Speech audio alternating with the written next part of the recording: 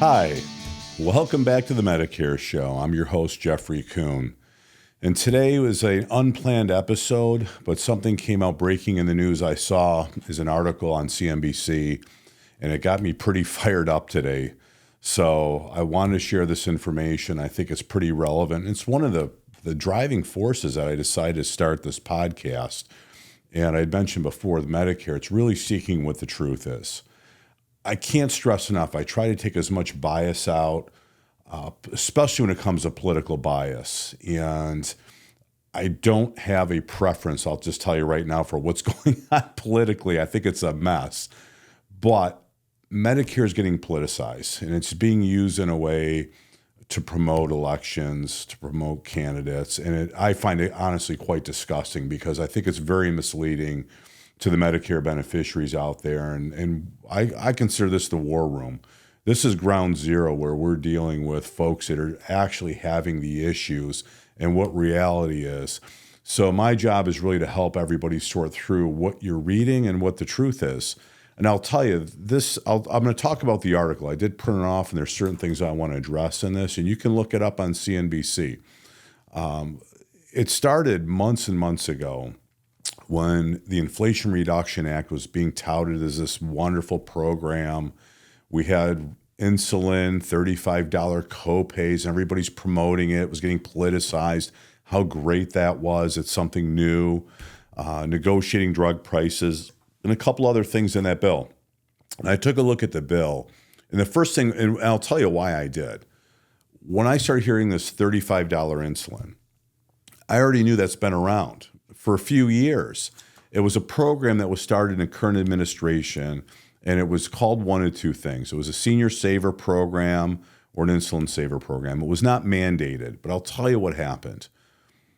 Most of, not all, but most of the really good insurance carriers out there started offering name brand insulins for $35 copays. This happened well before the bill. That was year one. We're a capitalist society. It's a competitive environment. The rest of them followed suit. Pretty much everybody started offering $35 insulin. This happened well before this bill. It wasn't part of the Inflation Reduction Act. The one thing I think that I'm going to mention before I get into this article is the major change with insurance, especially when you're dealing with Medicare, for 2025 is this. Your drug costs are capped at $2,000. You're going to pay higher premiums for your standalone Part D plans as a result. It is insurance. It is designed as a shared risk.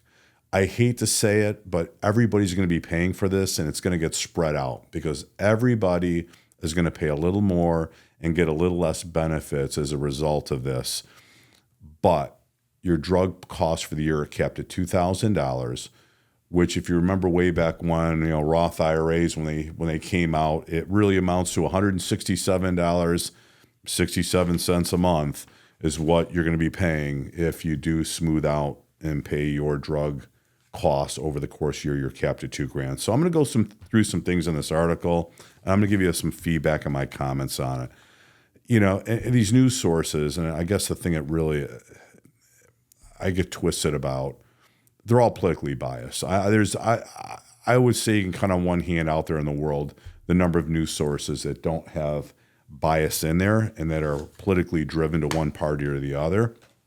And I'm going to give you as unbiased information as I can on this. So looking at this article, the title of it is, if you want to look it up, is The Biden Administration Releases Prices of 10 Drugs and Medicare's Negotiations. It says U.S. is going to save $6 billion in the first year. I know who's going to save the money, and I don't think it's going to be the Medicare beneficiary looking at this. And I've got some of the drug prices in here. And some of the key points it says right in the beginning of this article, I'm going to read it exactly as it was written. The Biden administration released prices for the first 10 prescription drugs that were subject to landmark negotiations with Medicare. The government estimates that the new prices could produce $6 billion in net savings for Medicare in 2026 alone, based on data from 2023. The question is any of the savings going to actually hit your wallet? And it is a milestone in a controversial process that aims to make costly medications more affordable for older Americans, a policy the pharmaceutical industry has opposed. It comes one day before the second anniversary of President Joe Biden's signature Inflation Reduction Act. So this is where the political part of this is going to get promoted, and I'm going to tell you what I think of it. It's in a statement Thursday. This is in the article shortly after. In a statement Thursday, President Joe Biden called the new negotiated prices, in quotes, historic milestone, made possible because of the Inflation Reduction Act. He specifically touted Vice President Kamala Harris' tie-breaking vote for the law in the Senate in 2022. Harris, the Democratic presidential nominee, said in a statement that she was proud to cast that deciding vote, adding there is more work to be done to lower health care costs for Americans. Is it really going to, or is it not? Today's announcement will be life-changing for so many of our loved ones across the nation, and we are not stopping here, Harris said in a statement Thursday, noting that additional prescription drugs will be selected for future rounds of negotiation. Here's where it gets interesting.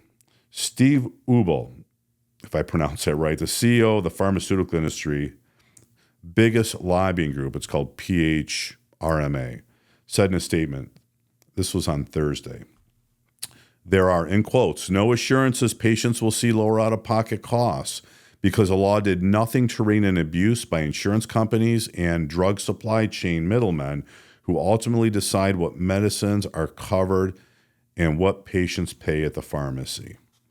He added that the price talks could result in fewer treatments for cancer, mental health, rare disease, and other conditions because it fundamentally alters the incentives for drug development. This statement in of itself, I do agree with some of it. I know that some of the drug manufacturers out there have said, if we don't think that this is constitutional, there's a handful of them that are suing the government. Part of that, this law is if you don't go in and negotiate prices, there could be, financial consequences for it. But some of the drug companies have said, we're going to pull some of our cutting edge drugs right out. That's an option for them to do it. They may not offer it. They may not be available if they don't participate. So there's some things in here, that they're touting with savings. And I'm going to get into that next because I guess this is where, for everybody out there, how is this really going to impact you? It says negotiations are the centerpiece of the Biden administration's efforts to rein in the rising costs of medications in the U.S. Some congressional Democrat and consumer advocates have long pushed for the change, as many seniors around the country struggle to afford care. The price talks are expected to save money for people enrolled in Medicare. I don't think that's going to happen. And in that, it says that people that take an average of 4 to 5 prescription drugs a month, that's what it's referencing. Almost 10% of Medicare enrollees age 65 and older, and 20% of those under 65 report challenges in affording drugs, a senior administration official told reporters last year. What I'm going to tell you, and I've looked at the drug list that they have, and I've got that next here, and I said, okay, I run into people all the time that take these prescriptions, and these are the folks that within 1 month, shortly thereafter, if they're not in the donut hole, they are, and they typically will blow right through it with some of these and hit catastrophic coverage.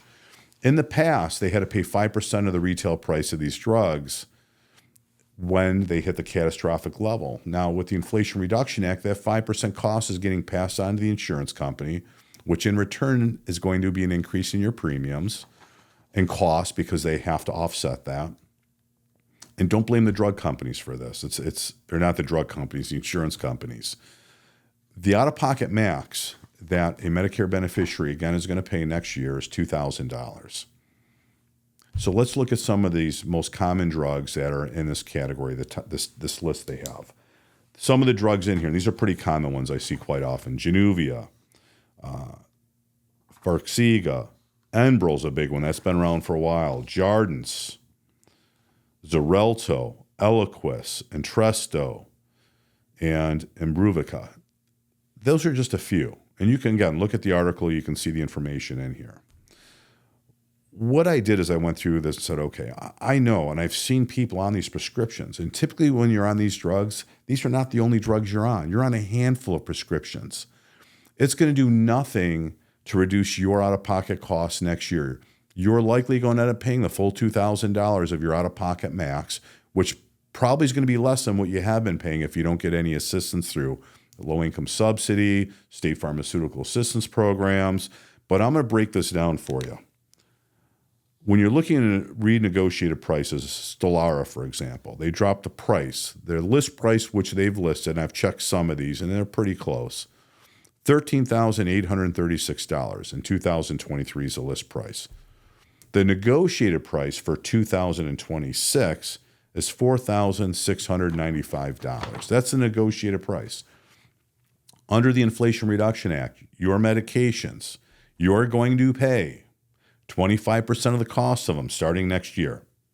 What is 25% of the cost of $4,695?